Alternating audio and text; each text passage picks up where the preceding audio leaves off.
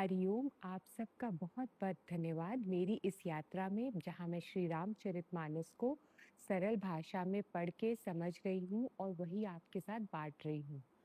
अभी तक हमने देखा था कि कैसे माता सती ने कठोर तपस्या करके शिव जी को अपने वर के स्वरूप में प्राप्त करने का वरदान प्राप्त कर लिया और कैसे इधर शिव जी ने भी उनकी एक बार फिर से सप्त ऋषियों द्वारा परीक्षा ली कि क्या वो सिर्फ हठ के रूप में उनको अपना पति मानना चाहती हैं या स्वाभाविक रूप से उनके अंदर शिव जी के लिए प्रेम है और वो उनके साथ हर इस हालत में, हर स्थिति में रह के उनको निभा पाएँगी। इसलिए शिव जी ने भी कैसे उनकी परीक्षा ली थी। अब बात आती है कि जब शिव जी मान गए लेकिन वो तो आधी बहुत काल तक वो हमेशा समाधि में रहते थे, ध्यान में रहते थे। उनके अंदर मोह माया और काम, क्रोध ये सारी चीज़ें उनको दुनिया से कोई मतलब नहीं था। उनके मन में क्षणिक भी किसी चीज़ का लालच, किसी चीज़ का मोह, कोई कोई कामना उनके अंदर रह ही नहीं गई थी। तो वो अपने आप को अपना ज़्यादा से ज़्यादा समय ध्यान में मगन रहते थे। और उसी बीच तारकासुर नाम का एक बहुत ही भयानक राक्षस अपनी पूरी शक्ति लगाकर देवताओं के पीछे पड़ गया था और वो ज़्यादा से ज़्यादा प्रयास करता था कि देवताओं को कितना तंग किया जाए, कितना ज़्यादा वो अधर्मी और पापी बन गया था कि जितने भी देवता थे, इंद्रदेव, वरुण देव, अग्निदेव, ये सब वायुदेव, इन सब ने उनके साथ कई बार युद्ध किया, हार गए और तारकासुर बहुत ज़्यादा अपना उधम मचाने लगा हर तरफ, हाहाकार मच गया। अब इन लोगों को क्योंकि तारकासुर को उसने बहुत तपस्या की थी और उसको पता था कि अब माता सती तो शरीर के रूप में है नहीं, तो अब शिव जी का तो कोई पुत्र होगा नहीं। उसको ये बात पता थी कि शिव जी अब बहुत ज़्यादा समाधि में लीन रहते हैं, उनको तो अब दुनिया से कोई मतलब नहीं, दोबारा तो वो ब्याह रचे आएँगे नहीं। उसको नहीं पता था कि भगवान की लीला तो कुछ और है, उधर पार्वती जी ने तो पता नहीं कितनी कठोर तपस्या करके शिव जी को भी राज़ी कर लिया था कि वो उससे ब्याह रचा सकें। तो उन्होंने बहुत ज़्यादा कठोर तपस्या के बाद ब्रह्मा जी से ये वरदान माँगा था कि मुझे ना कोई देवता, ना कोई दानव, ना कोई मनुष्य, कोई नहीं मार सकता, सिर्फ़ मुझे शिव जी का पुत्र ही मुझे वध कर सकता है और मुझे कोई ना मार सके। तो ये सुन के ब्रह्मा जी ने उसको एक वरदान तो दे दिया और उनको भी नहीं पता था कि वो इस हद तक वो गिर जाएगा कि वो देवताओं पे भी वार करने लगेगा, वो अधर्मी बन के इतना पाप करने लगेगा कि लोग उसके भय से काँपने लगेंगे। तो जब ये सब वो कर रहा था तो सभी देवता दौड़ कर गए ब्रह्मा जी और विष्णु जी के पास कि अब क्या किया जाए। अब शिव जी तो समाधि में हैं, उनको किसी भी तरह से समाधि से जगाना पड़ेगा, उनका ब्याह माता पार्वती से कराना पड़ेगा और फिर जब जो पुत्र होगा तब जाके तारकासुर का अंत होगा, नहीं तो फिर हम कुछ नहीं कर सकते। तो सभी देवताओं ने ये योजना लगाई कि कामदेव भगवान को, जो कि भावनाओं को, काम को और इच्छाओं को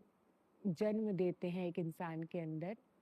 जो जो प्रयोजन करते हैं, जो जो सृष्टि को आगे बढ़ाने के कार्य के लिए होता है कि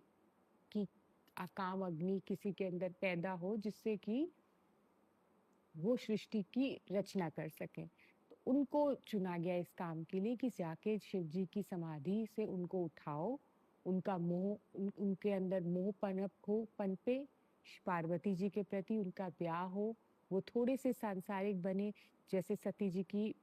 जब शरीर उन्होंने अपना अग्निकुंड में दे दिया था, उसके बाद उनके अंदर भी कोई भावना तो रह नहीं गई थी। वो तो एकदम मस्त मौला रहते थे, सिर्फ़ और सिर्फ़ भगवान के ध्यान में रहते थे। तो उनको थोड़ा-सा सांसारिक बनाओ, थोड़ा-सा उनके अंदर काम इच्छा पैदा करो, इसलिए कामदेव को बोला गया। कामदेव जी जब जा रहे थे, तो उनको पहले ही पता था कि यहाँ मेरा अंत ही होने वाला है क्योंकि शिव जी से मैं अगर उनको डिस्टर्ब करूँगा उनकी समाधि में, उनके ध्यान में तो वो मुझे वैसे ही नहीं छोड़ेंगे। वो ये बड़ी-बाती जानते थे, फिर भी उन्होंने किसी तरह से शिव जी के ध्यान के समय उनके ऊपर एक पुष्प अपना काम का पुष्प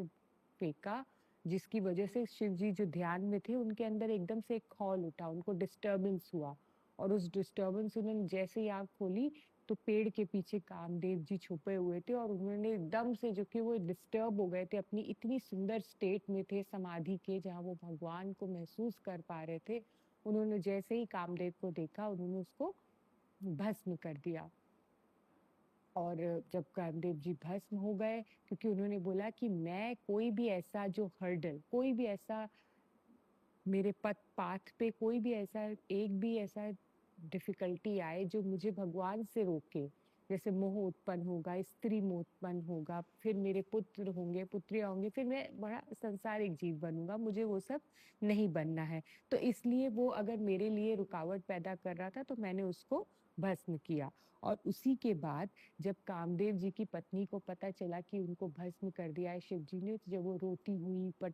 चिल्लाती हुई, विलाप करती हुई शिव जी के सामने आई, उन्होंने उनसे बहुत तरह से माफ़ी माँगी, बहुत तरह से उनको रोई कि देखिए वो तो मेरे पति है, मेरा क्या होगा इसमें, मेरा तो कोई कसूर है नहीं।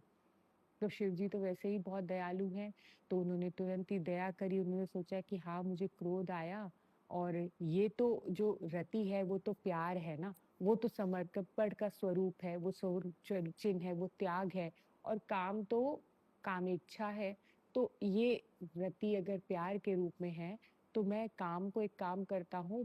फीलिंग्स के रूप में एक उसको रहने देता हूँ, और मैं उसको बिना बॉडी के सभी पुरुष, सभी ह्यूमन बीइंग्स के अंदर